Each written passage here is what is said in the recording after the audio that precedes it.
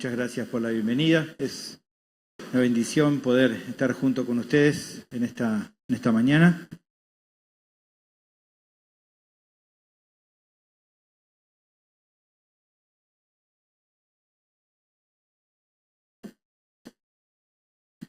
Bueno, la Iglesia Cristiana Pueblo de Dios les manda saludos. Nosotros tenemos culto por la tarde, pero bueno, los hermanos ya sabían que venía a visitarlos y bueno, estuvieron orando toda la semana por nosotros. Pastor Isaías también le manda saludos. Y bueno, mi familia, mi esposa que hoy no pudo venir, también les manda saludos. Hoy pudimos visitarlos junto con mi hijo Facu, con mi hermano Cristian de la iglesia, de su hijo Aquiles. Gracias al Señor pudimos llegar bien. Ya salió el sol, estábamos preocupados por el temporal, pero gracias a Dios ya está mejor el clima y bueno, pudimos viajar bien esta mañana y poder estar en este lugar. Sin más, vamos a ir a la palabra de Dios.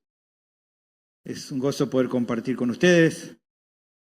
Les agradecemos también a los hermanos. El año pasado nos fueron a visitar y ha sido una hermosa bendición haberlos recibido allí en la conferencia que habíamos organizado. Y bueno, también es un gozo hoy poder estar entre ustedes.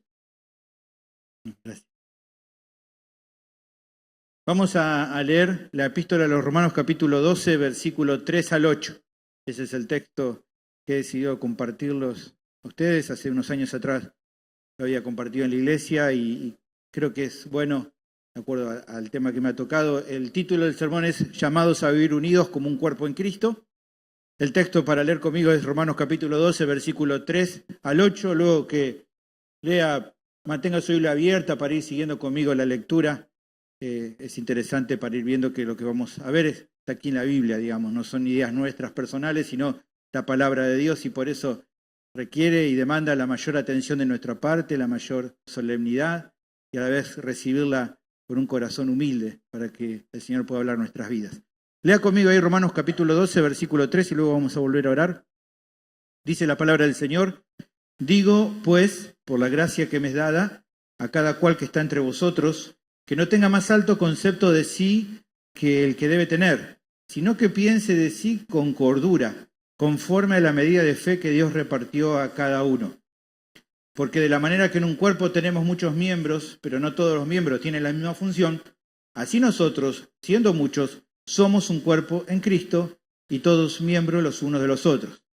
De manera que, teniendo diferentes dones, según la gracia que nos es dada, si el de profecía, úsese conforme a la medida de fe, o si de servicio, en servir, o el que enseña, en la enseñanza, el que exhorta, en la exhortación, el que reparte, con liberalidad, el que preside, con solicitud, el que hace misericordia, con alegría.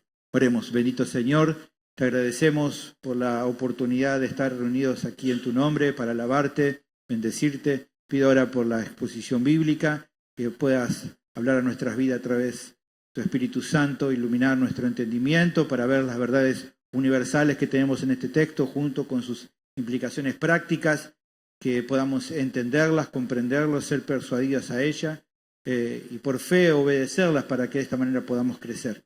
Guíanos en esta mañana, que pueda ser simple, claro, que pueda predicar a través del poder de tu Espíritu Santo y vos seas glorificado en medio nuestro. Pido todo esto en el nombre de Jesús. Amén. Hay un libro que se llama El enrejado y la vid, el cual les recomiendo leer si todavía no lo hicieron, quizás algunos lo hayan leído porque ya tiene unos años. Este libro, en uno de sus apéndices, al final menciona un problema en muchas iglesias. Los autores le llaman a este problema el problema del 80/20. ¿De qué se trata este problema? Bueno, básicamente, dicen estos autores, que el 80% del trabajo en una iglesia es realizado por el 20% de las personas. Por eso es un problema, ¿no? Y ellos dicen que se debe a varios factores.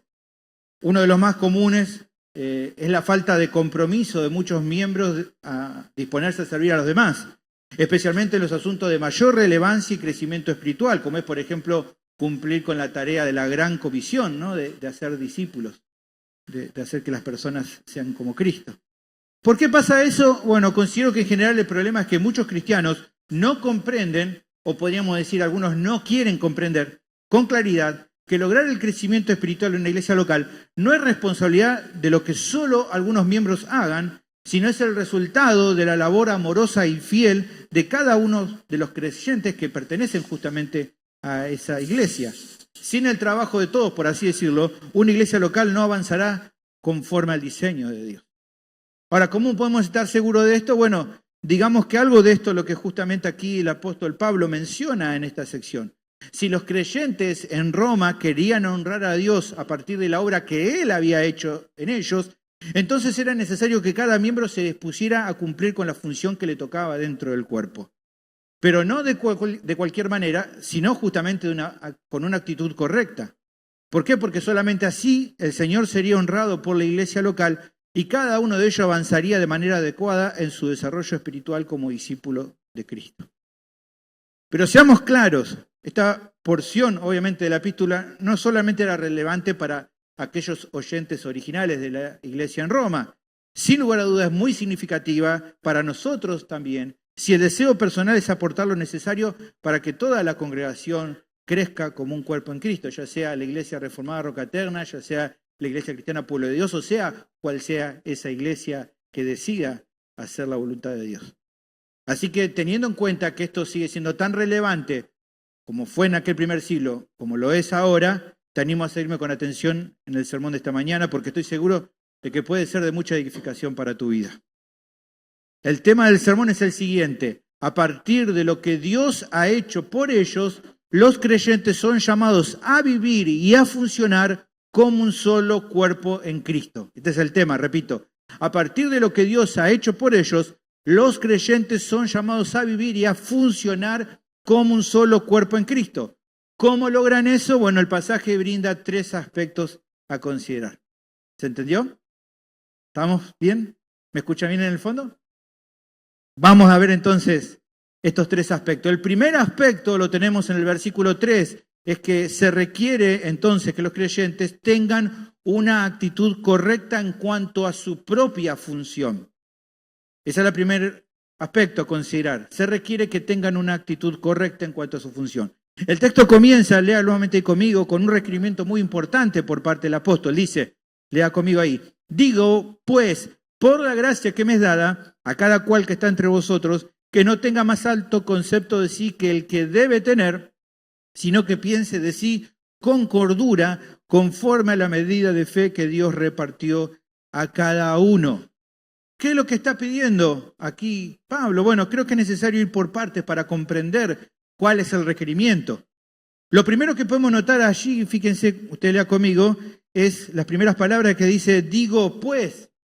Esto marca una relación con lo que venía enseñando antes justamente el apóstol. Bueno, ¿qué venía enseñando antes? Bueno, capítulo 12 arranca y en los primeros versículos de ese capítulo Pablo declaraba que a partir de lo que el Señor ha hecho por aquellos que salva, es que ellos entonces deben vivir para Él.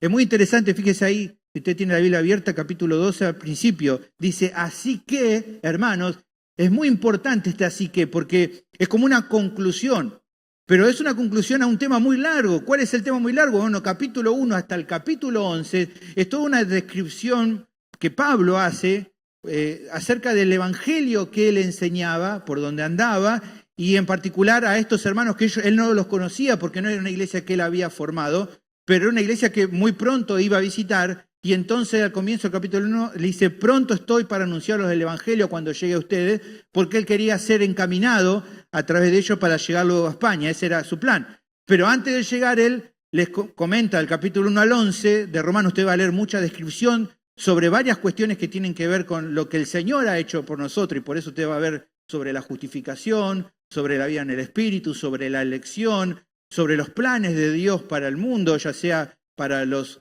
cristianos de origen judío, pero también gentiles, y luego de explicar sobre esta gran obra de salvación que Dios ha hecho por los creyentes, llega a este punto, capítulo 12, y así que, hermanos, o sea, a partir de todo lo que el Señor ha hecho por ustedes, entonces dice, os ruego por la misericordia de Dios que presente vuestros cuerpos en sacrificio vivo, santo, agradable a Dios, que es vuestro culto racional. O sea, que es obviamente la manera de responder más lógica, más evidente a lo que el Señor ha hecho por ustedes. ¿Cómo lo iban a hacer a eso? Bueno, el versículo 2, no os conforméis a este siglo, sino transformaos por medio de la renovación de vuestro entendimiento para que comprobéis cuál sea la buena voluntad de Dios agradable y perfecta. ¿Cómo iban a transformar su manera de pensar? Bueno, considerando constantemente lo que el Señor había hecho por ellos, entendiendo la obra que ahora ya había formado en su vida y a partir de eso entonces ahora viviendo de acuerdo a esa nueva realidad que ellos habían abrazado, esta obra segura que el Señor había hecho con ellos. Bueno, en virtud de eso, no solo Pablo definió que este concepto se extiende a la relación de Dios o cuál es la relación del creyente con Dios, sino también extiende esto a la relación que cada creyente debe tener con los demás. Y ahí también Dios requiere una actitud apropiada del cristiano. También estableció cómo es que tiene que comportarse de manera general con sus hermanos en la fe. Lo que se estaría diciendo aquí es algo similar a esto. Mira, así como recién les marqué, estaría diciendo Pablo, ¿no? ¿Cuál es la actitud que Dios desea de ustedes para con Él? Que es lo esperable y que además los edifica. Ahora pues también le voy a indicar otro asunto que es muy relevante respecto a su actitud, pero ahora con relación hacia los demás, que es tan importante para el Señor como nuestra relación personal con Él. Lo segundo que podemos observar aquí en nuestro capítulo es que el apóstol presenta su solicitud a partir de la gracia que a él le había sido dada. Su autoridad para exhortar a la iglesia en Roma procedía del llamado apostólico que había recibido por parte del Señor. Pero evidentemente esta aptitud, esta autoridad, no era producto de algo innato de él, sino, como Pablo lo declara, era una obra de gracia divina. O sea, él lo que le está pidiendo podría entenderse así. Consideren lo que voy a decirles, no porque yo sea alguien importante, sino porque Dios en su gracia me ha conferido autoridad para remarcarle lo que es conveniente para ustedes. Él era realmente un apóstol, no como muchos de los que circulan hoy, que no existen, que no es verdad. Dios no lo llamó a eso, pero él sí había sido llamado al ministerio apostólico y por lo tanto tenía autoridad para hablarle a la iglesia, aunque él no la conocía todavía de manera personal. La responsabilidad de los oyentes era obedecerlo no porque fueran las ideas y gustos personales de Pablo, sino porque él estaba entregando la palabra inspirada y autoritativa de Dios. Otro concepto importante aquí es que la exhortación va dirigida a todos los miembros de la iglesia, no solamente a algunos. El pedido, si usted tiene la versión Biblia de las Américas, el pedido dice ahí en Biblia de las Américas, a cada uno de vosotros es el pedido. O sea, a diferencia de algunos capítulos atrás, cuando por momentos Pablo en algunas sesiones específicas le habla específicamente a algunos miembros de la iglesia local en Roma, por ejemplo, capítulo 11, versículo 13, te fíjese que ahí, por ejemplo, dice, porque a vosotros hablo gentiles, o sea, está hablando a los miembros de la iglesia que venían de un contexto gentil. Bueno, a diferencia de ese caso, aquí lo que él plantea les incumbe a todos por igual, sin importar. O sea, no hay ningún creyente, sea cual sea el contexto que provenga o la situación particular en la que se encuentre, que no deba prestar atención a una exhortación que justamente se relacione, como en este caso, la actitud que debe tener con la iglesia como parte del cuerpo de Cristo. No es que porque sea un miembro más nuevo o un miembro más antiguo, tenemos diferentes responsabilidades de cómo tiene que ser nuestra actitud para la iglesia. No, es para todos igual. Lo siguiente que podemos observar, luego de pensar en estos conceptos, es en sí qué es lo que cada hermano debía considerar, qué es lo que es la exhortación en sí en esta parte. Bueno, dice allí, la exhortación es que no tengan más alto concepto de sí mismo del que deban tener, sino que piensen de sí mismos con cordura. Este es como el aspecto central de la exhortación. Ahora, ¿qué significa esto de esta exhortación? Bueno, si usted lo mira ahí conmigo, hay como, podríamos decir, un aspecto negativo y un aspecto positivo en esta exhortación. Cuando digo aspecto negativo o positivo, digo que hay una actitud que debe evitarse, ese sería el aspecto negativo, y hay un aspecto positivo, o sea, algo que debe buscarse, algo que hay que evitar y algo que hay que buscar. Por eso digo negativo y positivo. Lo primero que aparece es justamente el aspecto positivo, lo que uno debe evitar. Aquí hay un llamado a guardarse a uno mismo, dice ahí, de la soberbia o de la jactancia, de no pensar más de uno de sí mismo de lo que deba pensar. En nuestra manera de hablar más común aquí diríamos a no creérnosla más, a no creérsela, a que ningún creyente debería creérsela. Dios nos ha hecho parte de su pueblo, eso es verdad. Pero no fuimos llamados a pensar que lo que hizo por nosotros se debió a un valor especial que tengamos. Ha sido solo por su gracia. Pablo lo ha dejado claro. Esta es una carta donde es muy enfático, por ejemplo, en capítulo 3, versículo 24, hablar que la salvación es solo por gracia. Y si es por gracia no hay ningún mérito. Pero incluso la Biblia en general nos muestra que tampoco se trata de que nosotros, que hemos sido llamados a la salvación, haya algo valioso o llamativo inherente a nosotros mismos. Incluso menciona todo lo contrario. Fíjense allí en Colosenses capítulo 1, versículo 26 al 28. Fíjense, Pablo les claro a los Corintios.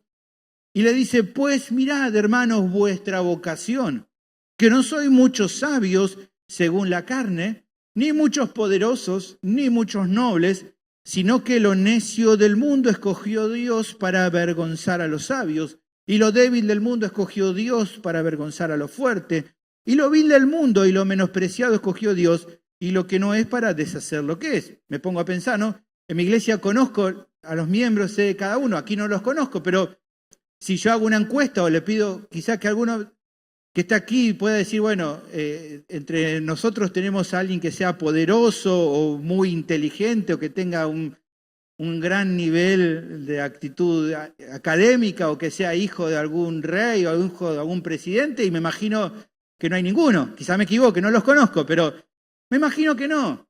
¿Y por qué no? Bueno, porque en general el Señor escoge a gente que es despreciada en el mundo.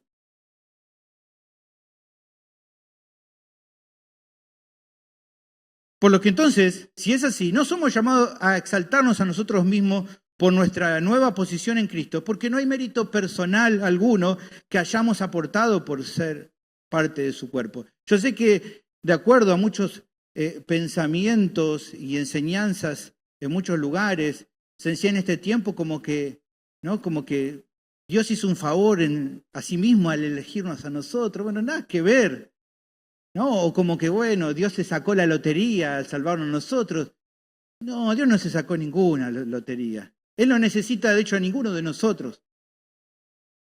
En su misericordia, cada uno de los que estamos aquí, que hemos sido salvados por Él, es una muestra más de su gracia, de su misericordia.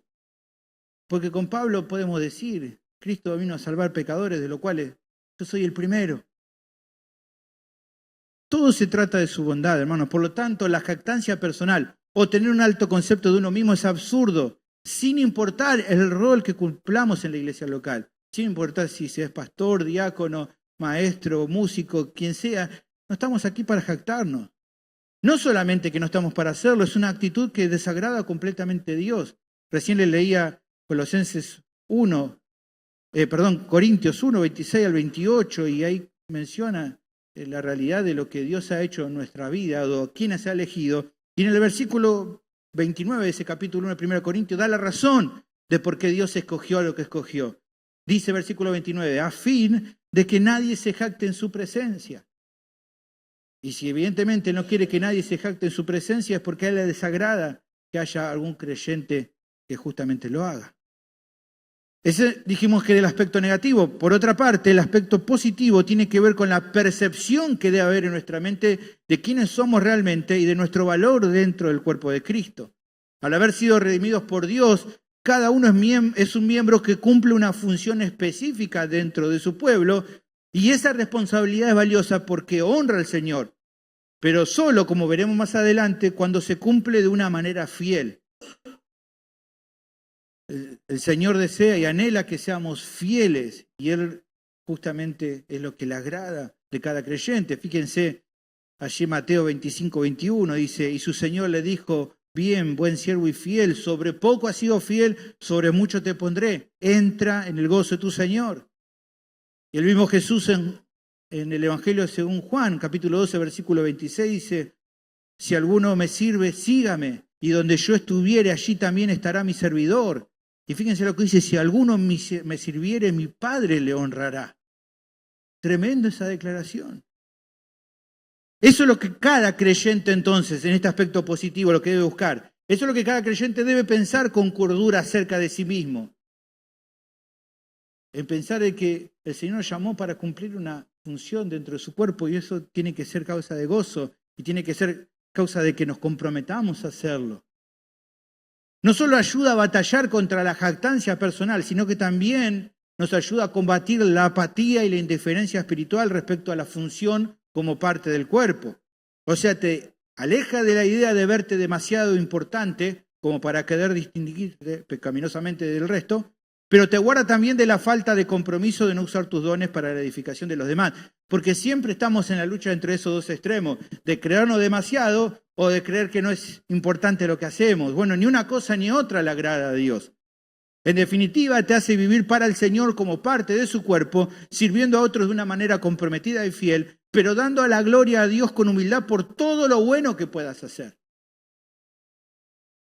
Pero también aquí el texto remarca la manera correcta de pensar sobre uno mismo, que debe ser a partir de considerar la medida de fe, dice el texto, que Dios repartió a cada uno. Allí dice así el texto.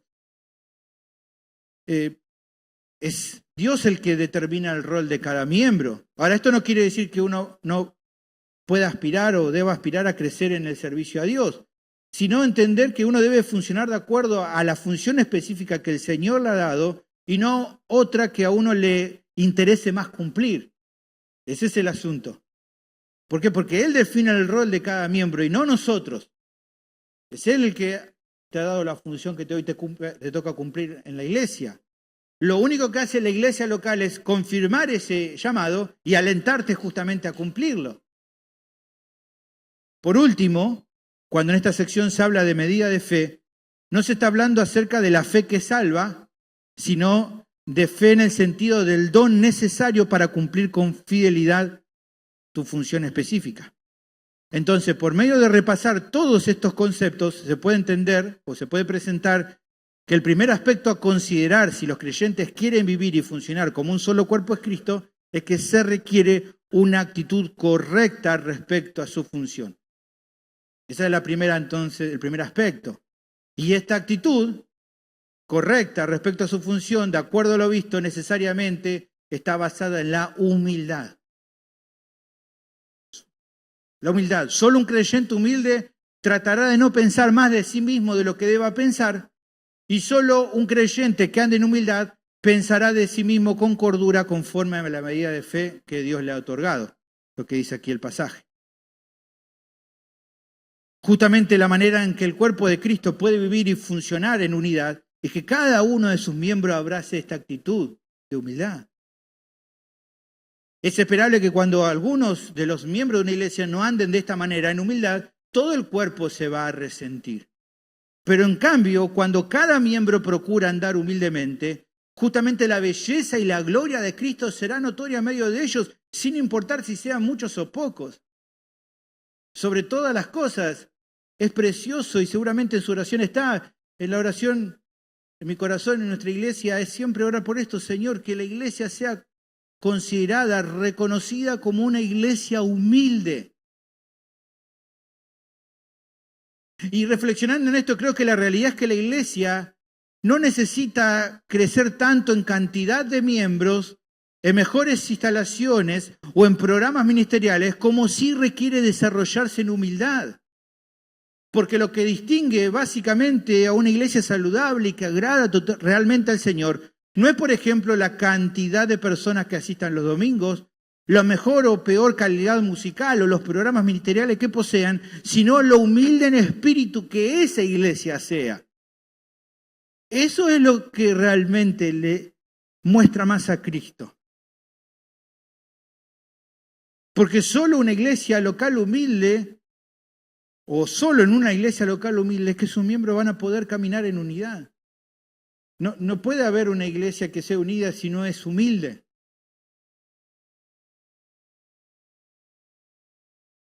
La falta de humildad era un problema y lo vamos a ver en varias ocasiones, como ejemplo, en la congregación de los Corintios. Allí hay una actitud de muchos miembros de querer sobresalir sobre el resto por medio de la búsqueda de algunos dones espirituales, descuidando aquellas cosas que Dios le había establecido hacer. Y por eso justamente fueron amonestados por Pablo. Cada uno quería hacer otra cosa que fuera más relevante. Y entre ellos había división por falta de humildad. Y uno se pone a pensar, ¿no? ¿Quién había formado la iglesia de Corinto? Pablo.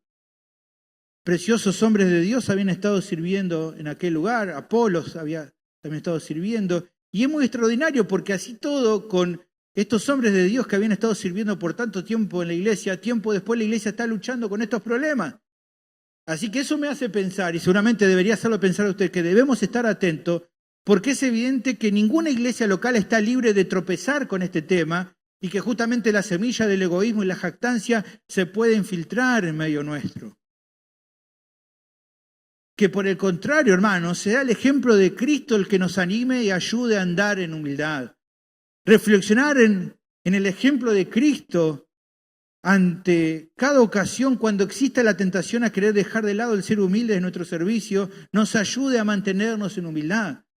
Fíjense que Pablo es muy claro en mencionar justamente esto cuando habla de la humildad. Allí en Filipenses capítulo 2, versículo 3 dice, nada hagan por contienda o por vanagloria, antes bien con humildad, estimando cada uno a los demás como superiores a él mismo, no mirando cada uno por los suyos propios, sino cada cual también por lo de los otros. Y luego dale, ¿cómo lograrlo? Haya pues en vosotros este sentir que hubo también en Cristo Jesús, el cual siendo en forma de Dios, no estimó ser igual a Dios como cosa que aferrarse, sino que se despojó a sí mismo, tomando forma de siervo, hecho semejante a los hombres, y estando en la condición de hombre se humilló a sí mismo, haciéndose obediente hasta la muerte y muerte de cruz. Pablo le está diciendo, cuando estén luchando con el hecho de batallar por ser humildes, miren a Cristo. Él es el ejemplo que debemos seguir para andar en humildad.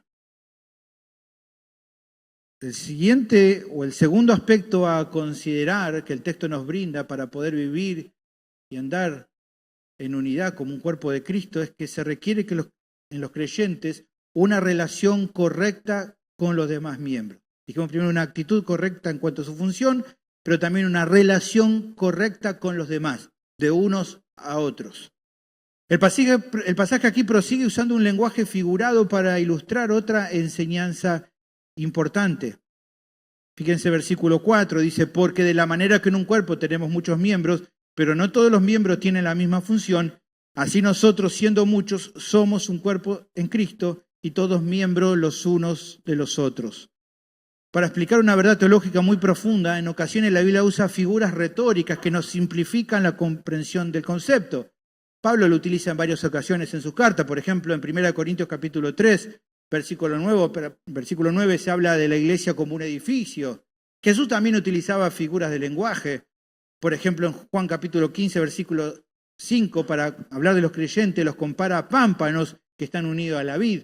Así que es común. Bueno, aquí también tenemos una analogía, en este caso la del cuerpo humano. Como sabemos, cuando queremos estudiar la Biblia e interpretarla correctamente, entendemos que una manera adecuada de interpretar las analogías es no yendo más allá de lo que el autor la quiere usar, porque podemos empezar a volar y a darle un montón de explicaciones. No, la idea es usarla de acuerdo al propósito para el cual la utiliza el autor. Bueno, en este caso, en nuestro pasaje, no hay lugar a duda de cómo la quiere usar, porque él la expresa con claridad. ¿Qué es lo que quiere que veamos de esa analogía? Que podría leerse así. Allí en nuestro pasaje, en el versículo 4, dice, así como en el cuerpo humano hay muchos miembros, pero no todos tienen la misma función, lo mismo pasa con nosotros, hermanos. Somos un cuerpo en Cristo y miembros los unos de los otros. ¿Qué quiere decir Pablo con esto? Bueno, por un lado, la realidad para los hijos de Dios. Cada uno de los creyentes es parte del cuerpo de Cristo. Desde el día que Dios te salvó por medio del Espíritu Santo, has sido bautizado, se ha unido vitalmente al Señor y sos uno con Él, tal como Pablo lo afirma en 1 Corintios capítulo 12, versículo 13. Ahora, tan fuerte y sólida es esta unión que es comparable, como aquí hace el texto, de la unión de cada célula u órgano humano, justamente esa unión que tiene con todo el cuerpo. De tal forma que tu identidad ahora está definida por lo que sos en Cristo y de manera específica por ser parte de su cuerpo, que es la iglesia. Ahora, cuando uno piensa aquí sobre la iglesia, tiene que uno comprender y visualizar cómo entender el concepto de iglesia. Por un lado, en teología se reconoce como iglesia universal al grupo de todos los creyentes de cada generación que en virtud de la salvación que han recibido son unidos al cuerpo de Cristo. A veces la Biblia habla de iglesia en cuanto al concepto de iglesia universal. Por ejemplo, cuando, ¿se acuerdan ese texto de Mateo 16? Cuando Jesús dice, y sobre esta roca edificaré mi iglesia y las puertas del Hades, ¿no? Pero, bueno, usted sabe, bueno, aquí evidentemente en ese texto de Mateo está usando el concepto de iglesia universal, está hablando de toda la iglesia en general. Pero a su vez también esta unión se ve reflejada de una manera consistente y específica en lo que también se reconoce en el estudio de la Escritura como la iglesia local, que son los diferentes grupos de creyentes que en el nombre de Cristo se reúnen para compartir la alabanza del Señor, la palabra de Dios, la comunión mutua y la práctica de las ordenanzas establecidas por Él, que son el bautismo y la cena del Señor.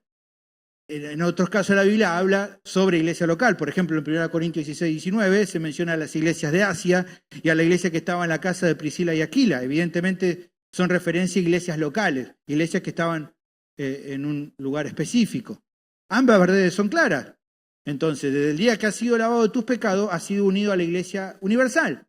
Pero a partir de ese momento, sos llamado también a formar parte y desarrollarte como miembro de su cuerpo a través de identificarte y comprometerte con una iglesia local sana.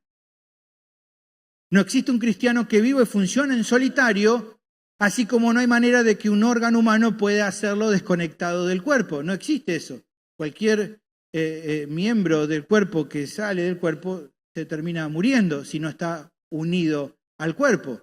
Como yo digo, ¿no? El único órgano, por lo menos que conozco, que sigue viviendo fuera del cuerpo, los que son viejos se acordarán, los locos Adán, la manito que andaba por todo lado. Bueno, eso puede pasar en ficción, pero en la realidad en el cristianismo no es así. Tenemos que estar unidos al cuerpo. Ahora, ¿quiere decir esto que el que da la vida al creyente es la iglesia? No, no es la iglesia, pero toda ella como conjunto la recibe en virtud de estar unido a Cristo, quien es justamente considerado la cabeza del cuerpo, como órgano vital y esencial que da vida y dirige justamente a todo el cuerpo, como por ejemplo allí nos menciona Efesios capítulo 4, versículos 15 y 16, sino que siguiendo la verdad en amor, crezcamos en todo en aquel que es la cabeza, esto es Cristo, de quien todo el cuerpo, bien concertado y unido entre sí por todas las coyunturas que se ayudan mutuamente, según la actividad propia de cada miembro, recibe su crecimiento para ir edificándose en amor. No es la iglesia la que nos da la vida, sino Cristo, que es parte también del cuerpo, como cabeza, a cualquier vida que dirige y tiene autoridad sobre ella. Entonces, el énfasis en esta analogía está en entender que hay una relación entre todos los cristianos, ya que son todos parte del mismo cuerpo que la iglesia de Cristo, pero que incluso, hermanos, es más íntima y significativa entre los que pertenecen a una misma iglesia local. A veces hay muchos que cuestionan esta realidad, que creen que ya siendo parte de la iglesia universal no hace falta o que no hay ningún tipo de diferencia en la relación que pueda tener con un hermano miembro de mi misma iglesia local que la diferencia con un hermano de otra iglesia local. Bueno, eso es incorrecto. Por supuesto que en muchos aspectos es igual, pero en algunos aspectos no. ¿Y cómo es esto? Bueno, es algo semejante a considerar, digamos, es otra ilustración, ¿no? Pero es como considerar mi relación con todas mis hermanas en la fe. ¿Con todas mis hermanas en la fe comparto cosas en el Señor? Sí, claro que sí. ¿Pero es igual a la relación que tengo con una hermana en la fe como es mi esposa? No, claramente que no. Con ella comparto un montón de cosas especiales e íntimas que hace que nuestra relación sea diferente a la que tengo con otras hermanas. A la vez con ella tengo responsabilidades y obligaciones que no tengo con el resto de mis hermanas cristianas. Así también es el concepto en este caso. Si bien cada creyente puede relacionarse con otro que forme parte de la Iglesia Universal, en cualquier otra iglesia, sin duda es que su relación con aquellos miembros que forman parte de su misma iglesia local es distinta, así como la responsabilidad que usted tiene con ellos. Por ende, al existir una relación especial con otros creyentes en el marco de una iglesia local, es que entonces el pasaje presenta en esta sección una exhortación a que esa relación especial que ustedes tienen como miembros unos a otros de la misma iglesia sea la correcta. Este es el segundo aspecto entonces a considerar para que los creyentes vivan y funcionen como un cuerpo. Se requiere una relación adecuada entre sus miembros. Y esa relación se fundamenta en las virtudes que hemos visto como la humildad, también podemos mencionar la paciencia, la santidad, pero sobre todo debe llevarse a cabo o basada en el amor.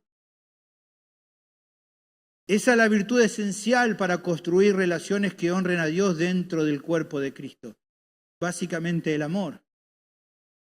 Usted ve allí a Pablo explicando en Romanos capítulo 13 acerca del amor, el famoso capítulo del amor.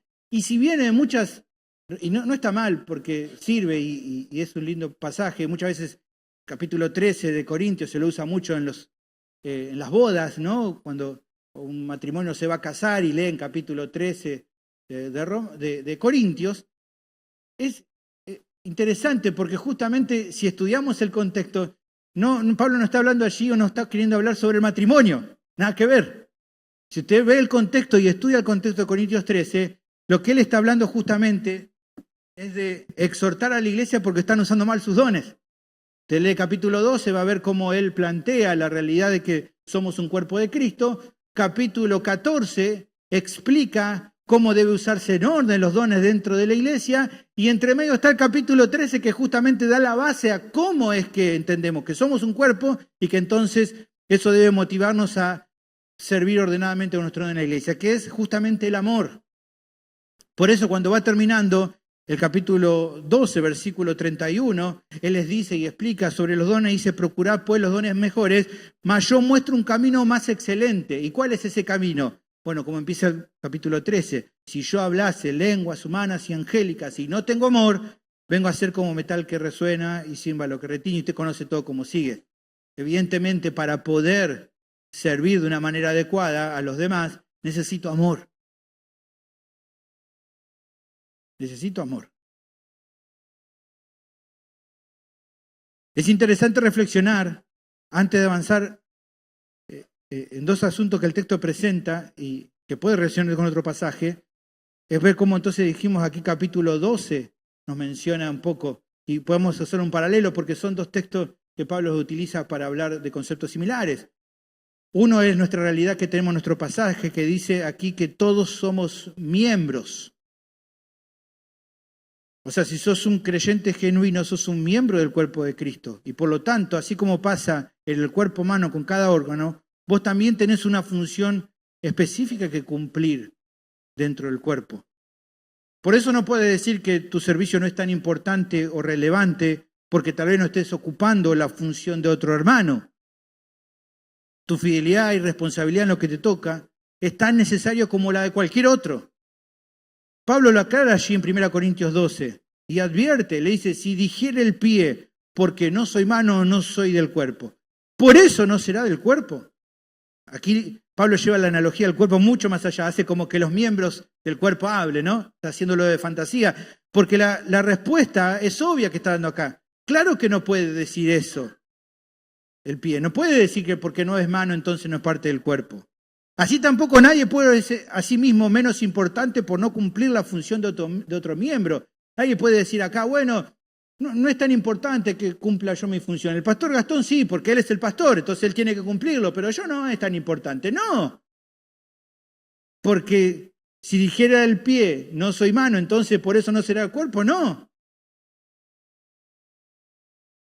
Y el argumento es claro para entender por qué no puede decir eso. Porque dice, si todo el cuerpo fuese ojo, ¿dónde estaría el oído? Si todo fuese oído, ¿dónde estaría el olfato?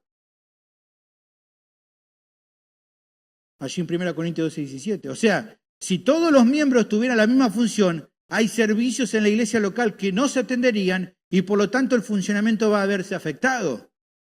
Por eso es que Dios en su sabiduría y soberanía determinó una función diversa para cada miembro para que entonces toda la iglesia viva y funcione de manera adecuada. Por eso Pablo allí en Corintios 12, versículo 18 dice, mas ahora Dios ha colocado los miembros, cada uno de ellos en el cuerpo como Él quiso. Porque si todos fueran un solo miembro, ¿dónde estaría el cuerpo?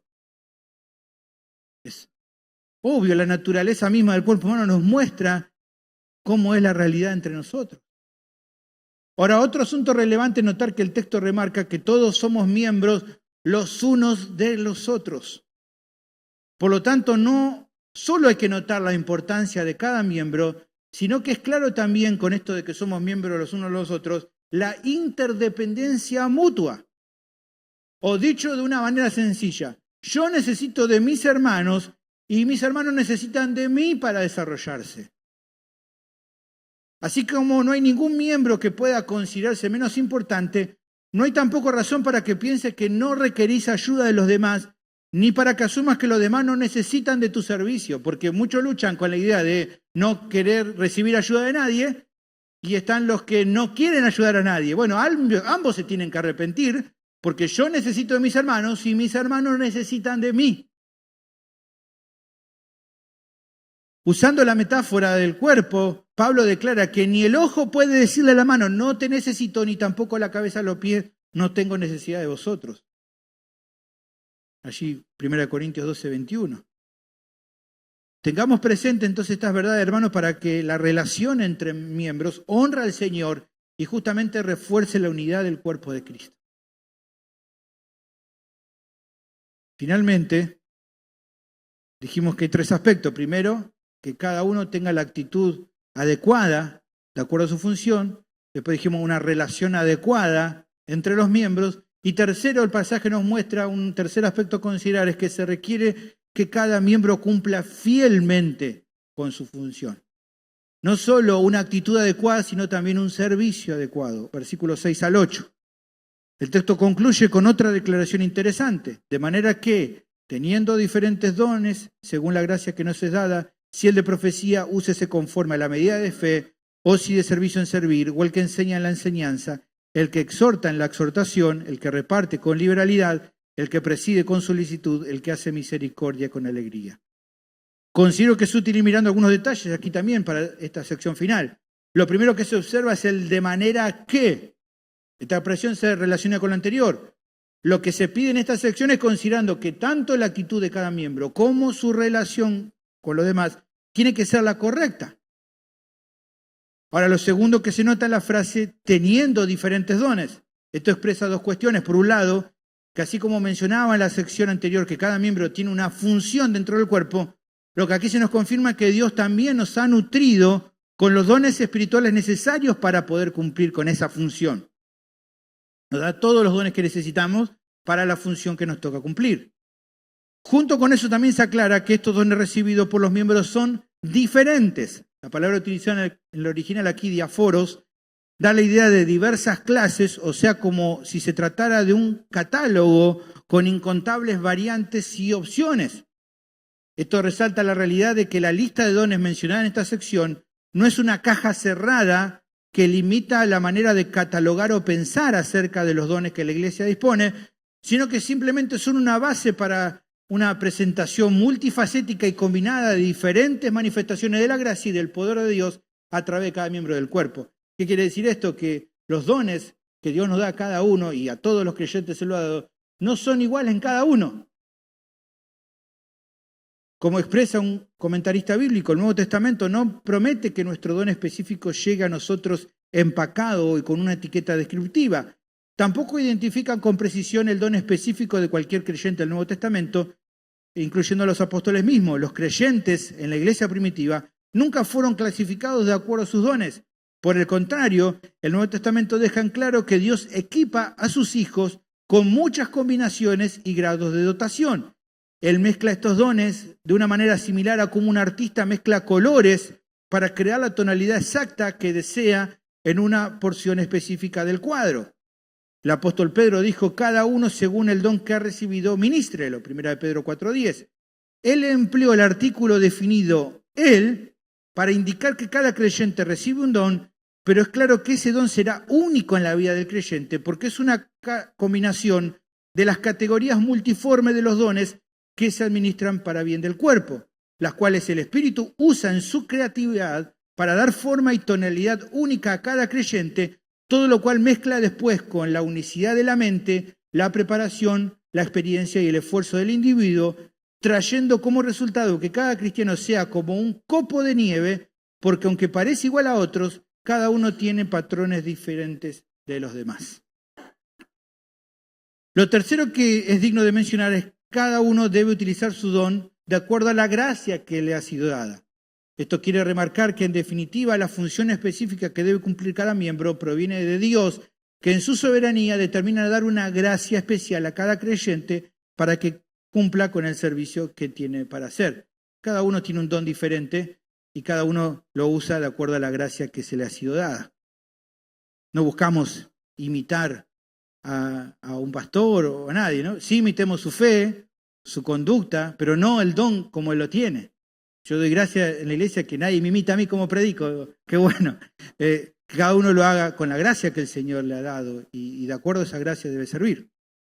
Lo cuarto y tal vez más relevante de esta sección va en relación con lo que en definitiva el apóstol pide acá a cada creyente que haga con los dones que le ha otorgado. Simplemente él manda a que los usen. Dice, úsese conforme, ¿no? Por ende, un miembro que no usa su don va a estar pecando. Lo último que puede mencionarse que es importante, que no solo manda a que cada miembro use su don, además establece una forma específica en el que debe usarse. De ahí que se mencione, por ejemplo, que el don de profecía debe usarse conforme a la medida de la fe o el de misericordia con alegría. Siempre se va aclarando la manera. La condición entonces sería, el mandamiento no es solo usar el don o tus dones, sino de usarlos con fidelidad de acuerdo a la pauta que Dios ha establecido. Entonces, se puede ver que el tercer aspecto a considerar para que los creyentes logren vivir como un solo cuerpo en Cristo es que se requiere que cada miembro cumpla fielmente con su función. ¿Es importante la actitud de cada miembro al servir? Claro que sí. ¿Se requiere una relación correcta entre los miembros? Por supuesto, vimos que sí. Pero es importante no solo considerar estos alimentos, sino asimismo que puedas ser fiel en tu servicio. Utilicemos la analogía interior para ilustrar este concepto. Para que el cuerpo funcione y viva bien, cada miembro debe cumplir con su función de forma fiel, incluso aquellos que cumplen una función que parecería insignificante. Por ejemplo, uno piensa, no sé, en una parte del cuerpo, las pestañas, uno dice, bueno, son cositas chiquitas. Bueno, pero si las pestañas no se cierran a tiempo cuando necesitan, los ojos, que son un órgano que uno piensa que es más importante, se pueden lastimar. Se puede perder temporalmente la vista y todo el cuerpo se termina perjudicando. Así también entonces, cada creyente debe cumplir con lo que le toca fielmente, aunque considere que su función es insignificante, porque por lo que vemos aquí en la analogía del cuerpo, no lo es. Debes entender algo, porque yo sé que a veces uno piensa que mi labor no es tan importante, entonces no afecta de ninguna manera. Seas quien sea, yo no los conozco, pero sea cual sea tu rol dentro del cuerpo, afecta a los demás. ¿Por qué? Por lo que estamos viendo, porque somos un cuerpo en Cristo. Y lo que te pasa a vos afecta a los demás. Fíjense cómo dice aquí 1 Corintios 12, 26. De manera que si un miembro padece, no dice cuál, cualquiera, todos los miembros se duelen con él. Y si un miembro recibe honra, todos los miembros con él se gozan. Todos. ¿Por qué? Porque somos un cuerpo. No verlo así y no funcionar como se requiere perjudica a los demás y atenta contra el buen funcionamiento de la iglesia local. Yo sé que muchas veces uno dice, bueno, tal tenía que cumplir una función y otro lo cumple. Está bien, a veces hacemos eso, porque los argentinos estamos acostumbrados a improvisar, a siempre tapar, ¿no? Agujeros. Ya lo vivimos por naturaleza, pero el punto es, ¿eso es lo que corresponde? ¿Eso es lo que quiere Dios? ¿Va a hacer que la iglesia funcione bien así? Por supuesto que no. Habiendo aclarado esto, creo que podemos hacer un breve análisis de los dones mencionados, pero sin olvidar que el foco del texto no está puesto en la explicación de cada uno. Muchos lo hacen, creo que no es lo correcto porque el texto simplemente los menciona, sino simplemente ver en el modo que debe usarse y entender que esta es una lista general, no es exhaustiva. En primer lugar se menciona el don de profecía. Este es un don espiritual que remarca de manera general la acción de dar o proclamar un mensaje de parte de Dios. Aunque hay muchos que hacen énfasis en ver a la profecía como una persona prediciendo eventos en el futuro, en realidad, hermano, la esencia de este don, la profecía, es presentar un mensaje que proviene de Dios. Ahora, en este caso se demanda que se use de acuerdo a la medida de fe, o sea, de forma congruente con el conjunto de verdades y doctrina que esa persona ha abrazado como cristiano. Ni más ni menos que eso. A continuación se menciona el don de servicio, que podemos considerar que se refiere al don de ministrar, de servir a otros. Aquí el término en el original es diaconía. Es un don que va más allá de un cargo especial dentro de la iglesia. O sea, no está supeditado solo a los diáconos, sino que tiene diferentes aplicaciones y variantes. Fíjese ahí, cuando habla del servicio, ¿cómo debe hacerse? ¿O cómo es la forma de usar este don? La orden es sencilla. El que tiene que servirse ahí, que sirva. Nada más, ¿no? Así dice. El de servicio, en servir. Que tiene que servir, que lo haga. Que use el que tiene el don de servicio con buena disposición y teniendo presente las buenas virtudes antes mencionadas, como servir humildemente, con amor, etcétera, porque eso da testimonio de fidelidad al usar este don. No simplemente el cumplir siempre con lo que nos toca, sino la actitud que tenemos al hacerlo. Luego se menciona el don de enseñanza. Este don se refiere al acto general de estudiar e interpretar las verdades de la Escritura y transmitirlas a otros. En muchas formas diferentes, ya sea en una escuela bíblica, en un púlpito, en un grupo pequeño, donde sea. ¿Cómo se debe usar este don? Bueno, la manera correcta de hacerlo es explicando justamente los conceptos que uno aprende con fidelidad. Luego se habla del don de exhortación, que es un don que también conlleva muchas variantes. El término en el original, paraclesis, tiene diferentes significados o se traduce de manera diferente. En 2 Corintios 1:4 se lo usa para hablar de consolar. En Colosenses 4:7 y 8 se usa para confortar corazones. 1 Tesalonicenses 3:2 se lo usa para exhortar. Capítulo 5, versículo 11 de Tesalonicenses, animar. 1 de Pedro 5:12, amonestar. O sea, nos da la idea de que puede entenderse en varios usos y aplicaciones. Pero más allá de las diferentes variantes que se te ocurren para el uso de este don, el estándar es el mismo. El creyente debe usarlo de una manera fiel, amorosa y piadosa. Sea que consuele, sea que exhorte, sea que amoneste, sea como sea que use este don. A continuación se habla del don de repartir. Este don se entiende como la acción de dar. El término usado en original, metadidomi, remarca un énfasis especial a la hora de dar, que involucra la idea de un sacrificio personal por parte del que usa el don. Se trata básicamente de compartir con otros que tienen una necesidad que precisa ser cubierta. En este caso se remarca con más detalle cómo debe usarse este don. Dice que sea con liberalidad. La manera entonces de hacerlo fielmente es actuar de manera generosa, desprendida, sincera, de todo corazón. Otro don mencionado es el don de presidir o liderar, que apunta a la acción de liderar, de guiar a otros. Es un don presente, por ejemplo, en aquellos que se destinan a funciones de gestión o administración en la iglesia. La manera de llevarlo a cabo, dice aquí el texto, con solicitud, o sea que se requiere toda diligencia, seriedad y celo en lo que se hace. Por último, se menciona en la lista el don de hacer misericordia, que tiene que ver con la acción de mostrar simpatía o una inclinación afectiva por alguien que está en necesidad. La manera de usar este don es con alegría, o sea, cuando alguien se dispone a usar este don, lo hace con el deseo de poder ser útil con alguien que está sufriendo o que está mal. Cada mención entonces que se presenta nos enseña cómo determinar si alguien está siendo fiel en el uso de sus dones. Si querés saber si está siendo fiel, bueno, tenés que ver aquí cómo te lo está presentando al uso de cada don. Ahora bien, finalmente, ¿no? Reflexionando en la enseñanza de esta sección, creo que hay una situación común en muchos creyentes.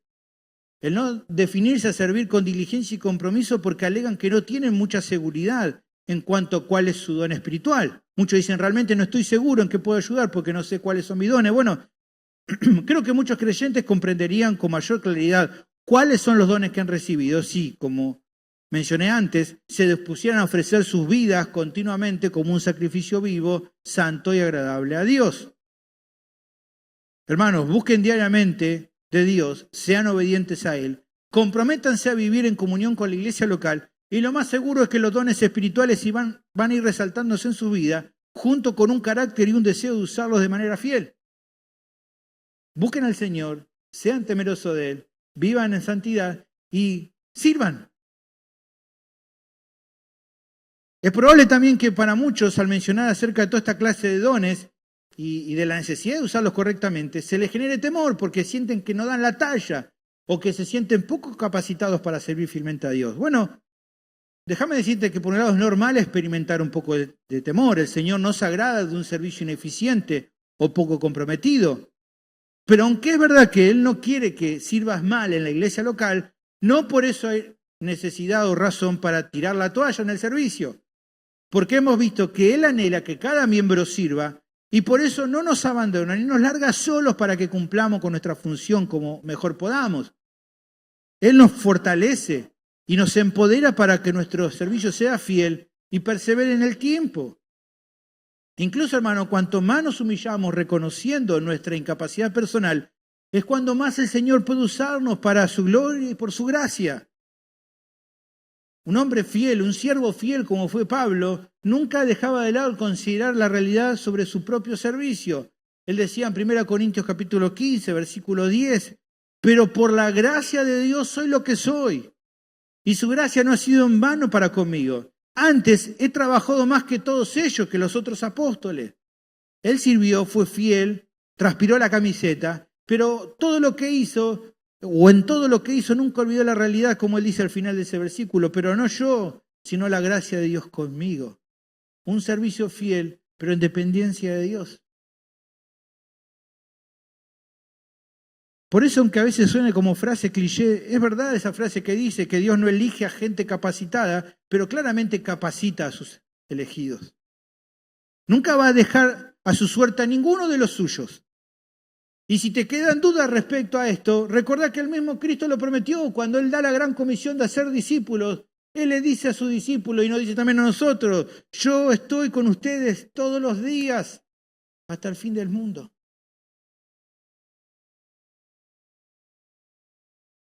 Entonces, si esto es así, ¿hace falta algo más que el Señor tenga que hacerte notar para entonces animarte a vivir y funcionar como un solo cuerpo en Cristo? ¿Qué más? Antes de terminar, quiero también dirigirme a aquellos que hoy están aquí, que tal vez están sin Cristo. Bueno, en tu caso, no sirve de nada que te disponga a hacer cosas buenas para otros si todavía no estás a cuentas con Dios. No te confundas, por favor. Este sermón no te llama a que te ponga las pilas y trate de ser una mejor persona, porque sin Cristo tu vida está en condenación. Y por vos mismo no hay nada que puedas hacer para remediar eso. No hay manera de que tus obras puedan equilibrar la balanza, porque tu pecado te condena ante el estándar perfecto de Dios. Querido oyente, necesitas una justicia más alta que la que vos tenés, una que sea perfecta. Necesitas un Salvador, y ese Salvador es Jesús, el Hijo de Dios. Él vino al mundo y se hizo hombre. Vivió una vida perfecta, jamás pecó, pero en el tiempo indicado Él se ofreció como un sacrificio sustitutivo. Él murió en la cruz por nuestros pecados, cargó toda la ira de Dios, pero resucitó el tercer día también mostrando que toda la deuda fue saldada. Por eso tiene autoridad y poder para perdonar los pecados. Quizás te estás preguntando, ¿cómo recibí su perdón? Bueno, la Biblia dice que es solo por medio de la fe y el arrepentimiento. Fe quiere decir confiar de todo corazón en que el sacrificio de Cristo es suficiente para cubrir toda la duda que por vos mismo jamás vas a poder pagar. Arrepentimiento es darle la espalda a tu vida de pecado y correr a la cruz de Cristo. Jesús asegura que todo el que Padre me da vendrá a mí. Y el que a mí viene, dice Jesús, yo no le echo fuera. Y querido amigo, amiga, hoy mismo crees y te arrepentís, vos mismo vas a recibir el perdón de todos tus pecados y la vida eterna. Solo me queda preguntarte, ¿qué vas a hacer al respecto? Vení a Cristo, por favor. No lo pospongamos. Oremos. Bendito Señor, te agradecemos por tu palabra que anima nuestras vidas, el considerar estas verdades para andar en armonía, en unidad, en crecimiento como iglesia local. Que nuestra actitud sea la correcta, que nuestra relación con los demás sea la correcta y que cumplamos nuestra función de manera correcta, que es siendo fieles. Que andemos en amor, que andemos en humildad. Ruego ahora por esta iglesia amada, preciosa, que hoy puedo conocer a todos estos hermanos, que sea una iglesia humilde, que sea una iglesia amorosa, que sea una iglesia fiel, porque de esa manera es que podrán crecer y sobre todas las cosas van a glorificar tu nombre como nuestro mayor anhelo, Señor. Bendecí a estos hermanos, bendecí a su pastor, que ellos puedan abrazar la verdad y seguirla fielmente. Y en este mes de la Reforma que ellos están recordando, aquellos principios que hicieron y que trajeron un avivamiento para las personas y tantos que se volvieron al Señor y la iglesia volvió a crecer en medio de tanta oscuridad, que sean estos mismos principios que nos animen hoy a seguir siendo fieles, a seguir predicando el Evangelio con pasión, con fe, con la verdad de la Biblia, no de acuerdo a nuestras ideas, nuestros pensamientos, sino de acuerdo a tu verdad, y que a través de eso podamos crecer en semejanza a tu Hijo Jesús. Pido todo esto en nombre de Cristo Jesús. Amén. Dios le bendiga, hermanos.